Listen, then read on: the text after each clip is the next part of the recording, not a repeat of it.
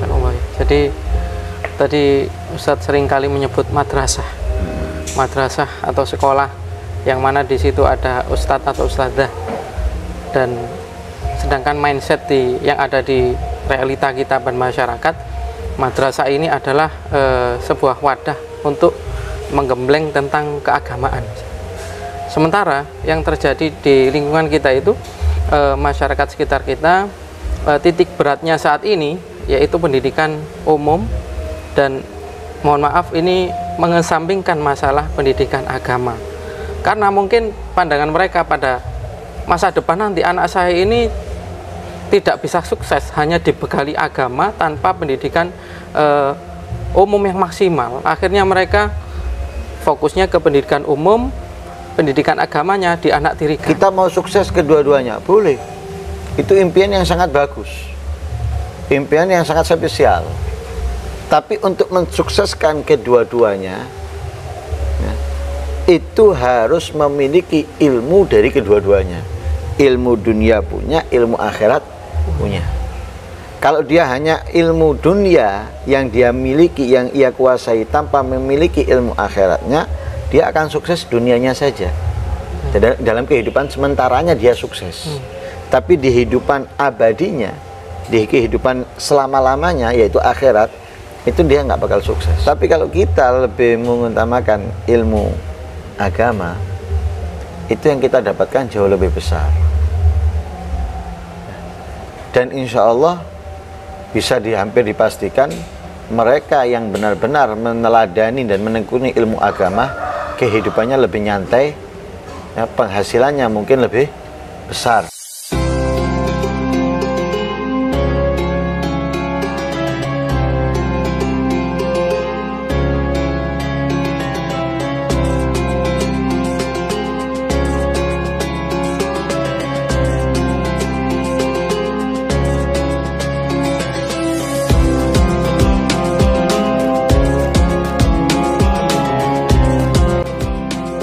Assalamualaikum warahmatullahi wabarakatuh.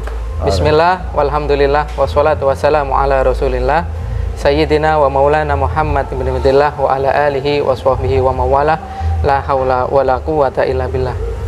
Alhamdulillah, puji syukur kehadirat Allah subhanahu wa ta'ala, yang mana telah memberikan kita berupa karunia yang luar biasa, sehingga kita pada pagi hari ini bisa bersua kembali bersama Sobat Kantin atau para pemirsa yang mengikuti Kantin Habaib, kajian rutin bersama Habib, yang mana pada kesempatan hari ini kita akan membahas kembali lanjutan mengenai tahapan pendidikan kepada anak yang telah kita bahas di beberapa segmen yang lalu, dan yang mana disampaikan oleh guru kita Al-Ustadz Al-Habib Hadi bin Asgaf.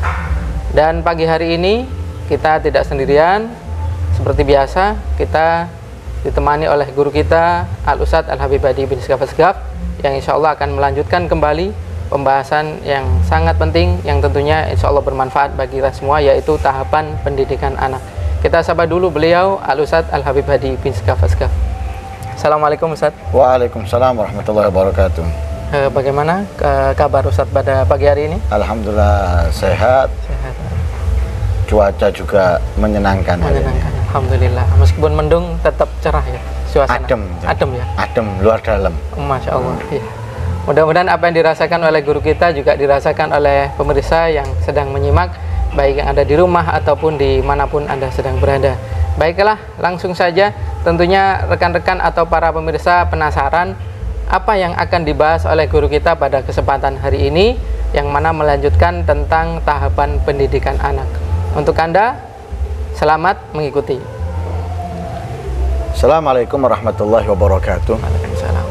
Bismillah, alhamdulillah, wassalatu wassalamu ala rasulillah Sayyidina wa maulana Muhammad ibn Abdillah wa ala alihi wa sahbihi wa man walah, wa la hawla wa la quwata illa billah.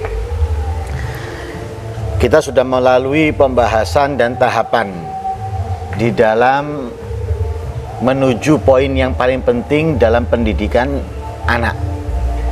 Karena setiap fase yang dilalui orang tua itu memiliki tanggung jawab yang lebih besar dan lebih besar. Jadi semakin berjalannya waktu, tanggung jawab orang tua kepada anak-anaknya itu semakin berat, ya, semakin sulit. Nah, kenapa? Karena bertambahnya usia, anak itu bertambah mengerti, dan juga mulai memiliki banyak teman dan pergaulan, sehingga beban orang tua untuk mendidik mereka menjadi anak yang hebat, anak yang sukses, anak yang berhasil semakin berat, semakin sulit, apalagi dengan keadaan zaman, ya, keadaan zaman. Kemarin kita sudah melalui pembahasan mulai sebelum menikah, saat menikah, saat hamil, dan kemudian awal melahirkan. Kali ini pembahasan kita berada di masa ketika mereka sudah memasuki usia tamyiz. Tamyiz itu adalah usia di mana mereka sudah mulai bisa melakukan aktivitasnya dengan mandiri.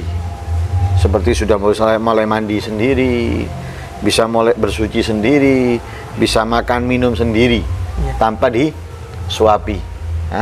Kalau bahasa Jawanya nggak ditulang, ya, nggak ditulang lagi.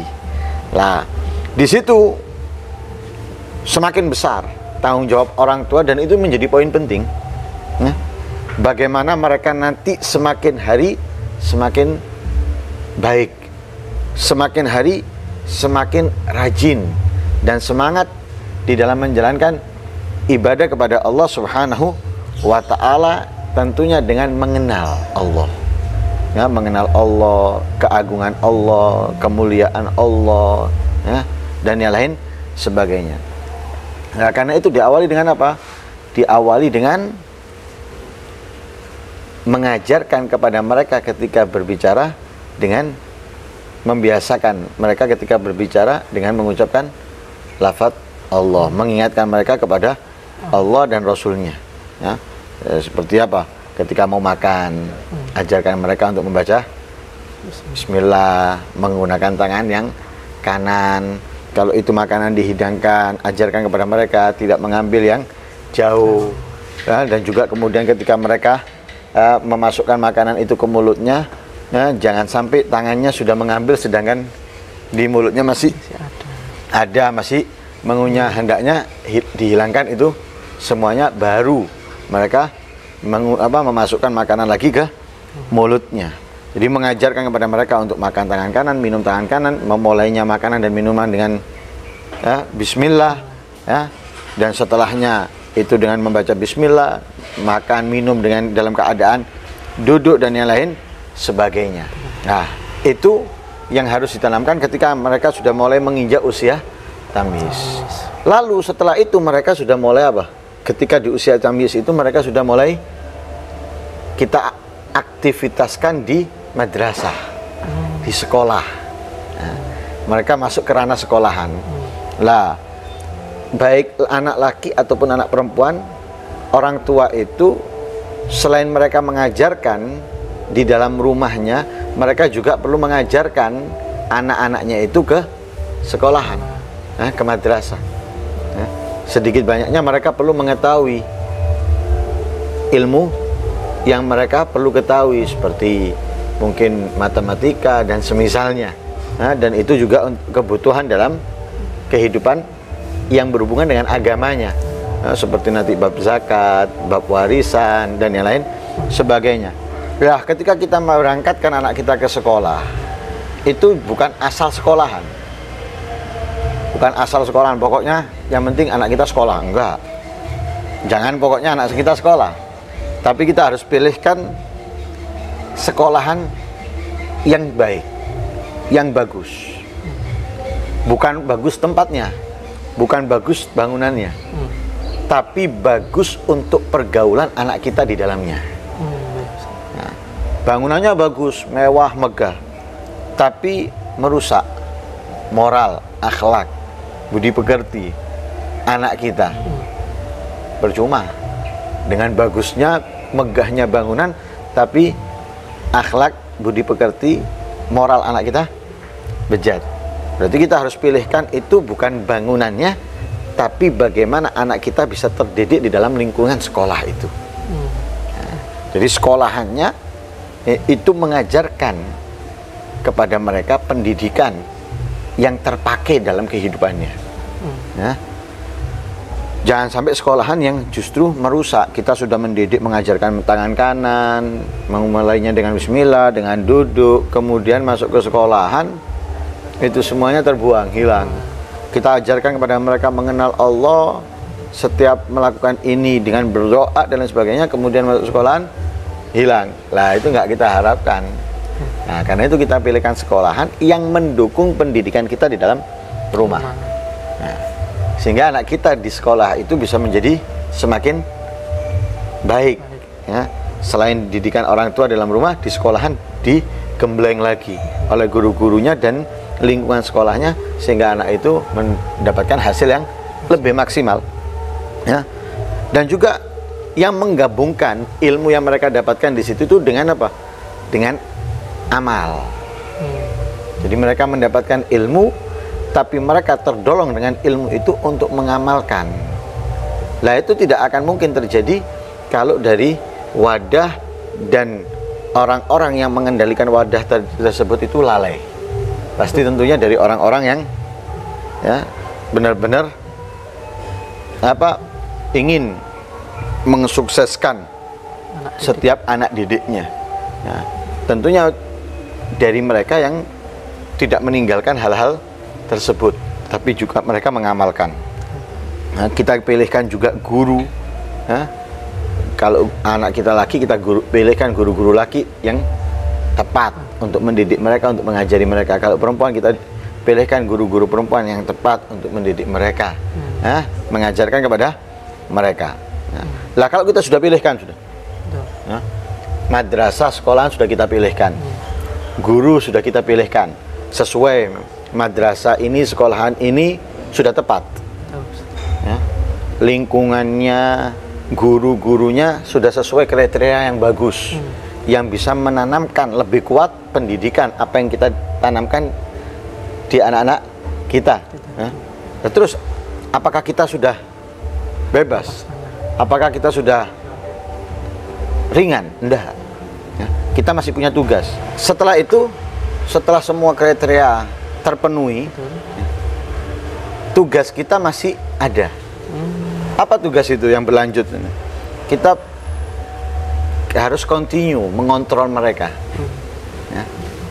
Mengontrol gimana? Apa yang sudah mereka pelajari? Kita tanya mereka, apa yang tadi diajarkan? Apa yang kalian pahami dari pelajaran ini? Apa yang belum sempurna di dalam kalian pahami dalam pelajaran ini? Ya. Setelah itu, apa yang mereka hafalkan? Yang harus dihafal. Dan juga apa yang kalian pelajari dari selain ini? Itu harus continue. Jadi setelah pulang mereka itu, orang tua mengoreksi hasil, ya, apa yang didapatkan anaknya, dan juga menanyai kepada mereka tentang apa yang dipelajari, untuk apa? Mengingat mereka agar mereka terus menanamkan itu di dalam pikiran mereka, dalam kehidupan mereka. Nah, lah di sini tugasnya ibu, yang paling penting juga tugasnya ibu di situ untuk apa? Mencari tahu tentang putrinya, anaknya ketika di madrasah. Karena kan bukan di rumah, bukan di rumah, orang tua nggak ngelihat, orang tua nggak tahu. Lah di situ ibu harus tanya, anak saya gimana, kepada gurunya, kepada ustazanya, gimana anak saya di sekolahan, berbicaranya, ya, temennya siapa, akhlaknya temennya bagaimana, yang ditemani oleh teman anak saya. Ya. Kemudian sikapnya anak saya itu bagaimana, rajin, ya, semangat atau malas, ada kenaikan atau ada penurunan. Jadi bukan kemudian di tempat yang sesuai, guru yang sesuai, lepas, enggak, tapi tetap perlu dikontrol. Nah, Jadi sewaktu-waktu ibu perlu datang ke sekolahan untuk tanya kepada gurunya tentang anaknya, baik itu anaknya yang laki ataupun anak yang perempuan, tanya gimana mereka, supaya apa? Nah, ketika ada penyimpangan, ada perbelokan arah dari anak tersebut, itu tidak semakin jauh, tapi sudah kita kembalikan lagi. Karena kalau sudah jauh beloknya, untuk mengembalikan lagi ini sangat sulit. Nah, sebelum jauh beloknya, kita sudah luruskan kembali. Belok sedikit, kita luruskan kembali. Ini teringat seperti orang yang tawaf. Ya, orang tawaf itu kalau dia terus dibiarkan ketika belok sedikit gini, ya bisa jadi putarannya itu tidak terhitung satu putaran. Nah, itu harus diingatkan untuk supaya apa? Nggak gampang tolah-toleh, ya, nggak gampang bolak balik badan, agar aman. Begitu juga orang tua kepada anaknya. Ya, ketika mengontrol ke sekolahan, ke pihak sekolah, ke guru, ya, itu ketika anak ada penyimpangan sedikit, orang tua sudah mengingatkan, anakku, ya, putraku, putriku yang aku cintai, nah, hal seperti ini nggak baik, hal seperti ini harus dihindari, semestinya seperti ini, semestinya seperti itu. Akhirnya apa? Baru belok diarahkan, baru belok diarahkan, insya Allah akhirnya terus menerus menjadi lurus. Ya. Tapi kalau orang tua itu lepas karena menganggap sekolahannya, gurunya sudah tepat, lepas, ya, nggak diperhatikan, nggak ditanya bagaimana di sekolahan, dengan siapa bergaul.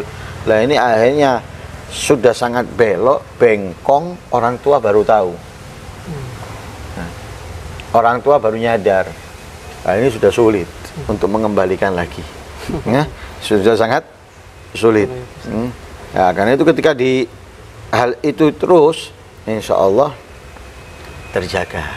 Nah, karena itu ini semuanya sangat penting. Ketika kita sia-siakan, ya 1, 2, 3, 4 ini, kita sia-siakan, akan menyia-nyiakan, akan banyak yang tertinggal dari anak kita, ya, dan akhirnya kesulitan bagi kita ketika mereka sudah berubah sangat jauh. Jadi tadi Ustadz seringkali menyebut madrasah, madrasah atau sekolah, yang mana di situ ada ustadz atau ustadzah, dan sedangkan mindset yang ada di realita kita dan masyarakat, madrasah ini adalah sebuah wadah untuk menggembleng tentang keagamaan. Sementara yang terjadi di lingkungan kita itu, masyarakat sekitar kita, titik beratnya saat ini yaitu pendidikan umum, dan mohon maaf ini mengesampingkan masalah pendidikan agama, karena mungkin pandangan mereka pada masa depan nanti, anak saya ini tidak bisa sukses hanya dibekali agama tanpa pendidikan umum yang maksimal. Akhirnya mereka fokusnya ke pendidikan umum, pendidikan agamanya dianak tirikan. Nah, mungkin Ustadz bisa menjelaskan bagaimana agar sukses meskipun fokusnya agama dan umum juga bisa seimbang gitu. Bagaimana Ustadz? Sekarang gini, kita hidup di dua alam. Kita hidup di dunia, juga nanti hidup di akhirat. Nah, hidup di dunia sudah pasti sementara. Hidup di akhirat selama-lamanya. Kita mau sukses kedua-duanya, boleh. Itu impian yang sangat bagus, impian yang sangat spesial. Tapi untuk mensukseskan kedua-duanya, ya, itu harus memiliki ilmu dari kedua-duanya. Ilmu dunia punya, ilmu akhirat punya. Kalau dia hanya ilmu dunia yang dia miliki, yang ia kuasai, tanpa memiliki ilmu akhiratnya, dia akan sukses dunianya saja. Dalam kehidupan sementaranya dia sukses. Tapi di kehidupan abadinya, di kehidupan selama-lamanya, yaitu akhirat, itu dia nggak bakal sukses. Kalau misalnya kita diberi pilihan salah satunya, milih sukses akhiratnya atau dunianya, orang yang waras itu pasti memilih yang akhirat. Kenapa? Karena akhirat tidak punya batas, ya, selama-lamanya. Sedangkan dunia hanya sementara. Orang sukses mungkin 20 tahun, 30 tahun, kemudian dia mati. Setelah itu, kesuksesannya hilang. Untuk dia, tidak ada. Ketika dia sudah masuk liang lahat, tidak ada bedanya dia dengan yang lain kecuali apa? Ketakwaannya, amal solehnya. Yang membedakan dari. Tapi kalau dia sukses akhiratnya, selama-lamanya dia masuk liang lahat menjadi orang yang berbeda. Nah, karena itu kalau mau sukses kedua-duanya, kuncinya satu, kuasai ilmu dunianya, ilmu akhiratnya. Akhirnya kita bisa sukses dunia dan akhirat. Kalau kita lebih memilih dunia, itu sangat keliru. Apalagi kita seorang muslim, seorang mukmin, itu sangat salah. Kenapa? Karena dunia ini bukan tempat tinggal. Nah, tapi dunia adalah tempat kerja. Nah, yang kita datang nanti akan kita tinggalkan. Nah, seperti sawah yang kita datang untuk menanam, menghasilkan sesuatu, kemudian kita pulang. Itu dunia. Jadi orang tua harus pandai, orang tua harus mengerti. Memang masalahnya kebanyakan orang tua itu lebih mengutamakan umumnya daripada agamanya, karena mereka saat ini sebetulnya lupa. Nah, kenapa kok saya katakan lupa? Coba lihat dalam lingkungan kita, ya, dalam lingkungan kita coba kita lihat mereka yang sampai punya titel kuliah, nah, dengan mereka yang tidak punya titel, bahkan mungkin putus sekolah, ya, bisa dikatakan penghasilannya tidak jauh beda, sama. Yang S1, di mana dia bekerja? Jadi apa dia? Kemudian yang putus sekolah, kemudian dia masuk tempat kerja yang sama, walaupun dengan nembak ijazah, sama enggak penghasilannya? Apa bedanya? Nggak ada. Nah, kemudian kenapa digonggongkan? Ini kenapa? Lupa dengan keadaan, tidak memerhatikan keadaan, tidak melihat sekitar. Tidak sedikit daripada mereka yang putus sekolah, tapi mereka juga bekerja di tempat yang sama dengan anak kita yang lulus bahkan kuliah. Penghasilan tidak beda, sama. Lah terus enak yang sampai kuliah atau yang nggak sampai kuliah? Toh tujuannya sama. Tujuannya apa? Punya pekerjaan dan menghasilkan. Sama-sama menghasilkan. Nah. Tapi kalau kita lebih mengutamakan ilmu agama, itu yang kita dapatkan jauh lebih besar. Dan insya Allah bisa hampir dipastikan mereka yang benar-benar meneladani dan menekuni ilmu agama, kehidupannya lebih nyantai, ya, penghasilannya mungkin lebih besar daripada yang kuliah. Kan gitu ya. Kalau kita perhatikan di dalam lingkungan seperti itu. Seperti itu. Benar ya? Realita yang nggak salah ya? Nggak salah. Alhamdulillah. Ya, jadi sangat jelas sekali pembahasan guru kita mengenai pentingnya menyeimbangkan antara pendidikan umum dan juga pendidikan agama yang mungkin selama ini kita anggap sebelah mata.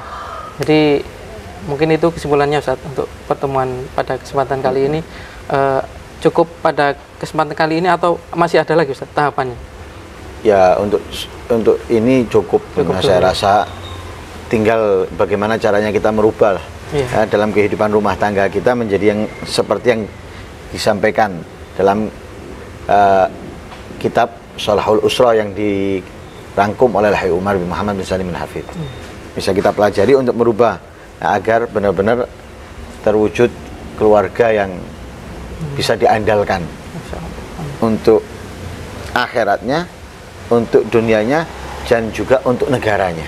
Insya Allah. Ya.